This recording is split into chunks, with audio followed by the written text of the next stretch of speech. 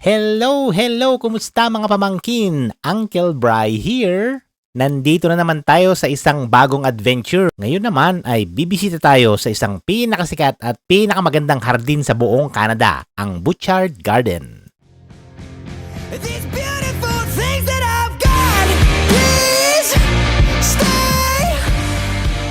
I want you, I need you. Manggagaling nga pala tayo sa Chilliwack, British Columbia, kaya medyo mahaba-haba ang biyahe. Pero sobrang worth it naman. Kung galing din kayo ng Chilliwack, ito ang direksyon. Una, mag-drive kayo papuntang Tsawwassen Ferry Terminal. Mga 2 oras yan, depende sa traffic. From there, sasakay kayo ng BC Ferry papuntang Swartz Bay sa Vancouver Island. Mga 1.5 hour ang biyahe sa dagat.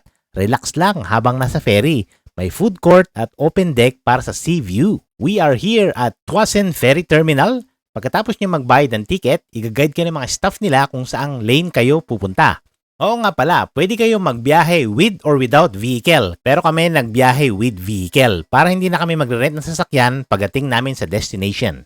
Parang style Roro kung nasa Pilipinas ka. Pagkatapos nyo nga palang iparada ang mga sasakyan sa deck ng barko, kailangan nyo umakyat sa taas. Hindi kayo pwede mag-stay sa loob ng sasakyan for safety purposes. Oo nga pala, medyo malaki ang ferry. Parang mini mall sa loob. Merong food court na kung saan pwede ka rin mag-breakfast syempre at may mainit na kape. Naglakad-lakad muna ako habang umaandar ang ferry, no? Sobrang hangin pero ang ganda ng view. Kita mo ang maliliit na isda, barko at minsan kung swerte ka, may sea lions or kahit orca whales na dumadaan. After 1.5 hour, nakalapag na kami sa Swartz Bay.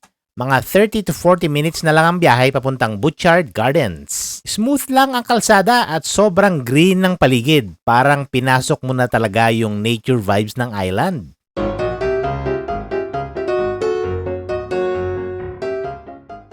At ayun na nga mga pamangkin. Pagdating sa Butchart Gardens, speechless. Sobrang ganda. Parang bawat hakbang mo, may panibagong postcard na lilitaw sa harap mo.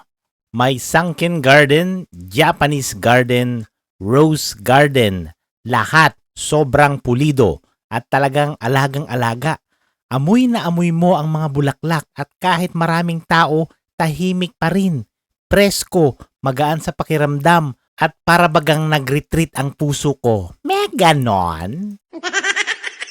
Tahimik, minimalistic at calming. May mga bonsai, bamboo at wooden bridge. Yung tubig sa creek, clear na clear. May maliit itong koi fish at stone lanterns. Parang zen place talaga. Tapos dumaan din kami sa rose garden. Amoy na amoy mo agad kahit hindi mo pa nakikita. Libu-libong roses na iba't ibang kulay. May red, may white, may orange, may lavender. May mga name tags pa bawat variety. Para kang nasa rose encyclopedia. Sa Italian garden naman, classy ang dating. May fountain sa gitna, surrounded by symmetrical plants and flowers. Pati yung walkway nila may tile patterns. Instagrammable kahit saan ka tumayo. At kung gusto mong medyo warm na vibe, punta ka sa Mediterranean Garden. Mediterranean. Hindi ko talaga makuha. Bahala kayo. Basahin nyo lang dyan. Ipa-flash ko sa screen. Oh no! Sobrang sulit talaga ang pagpunta dito. Butchart Garden isn't just a tourist spot. It's a peaceful experience.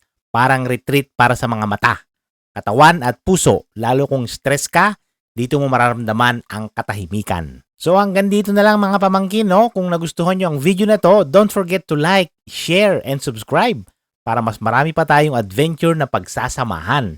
Hanggang sa susunod, stay safe, keep smiling at huwag kalilimutang magpahinga paminsan-minsan. Huwag puro trabaho. Paalam!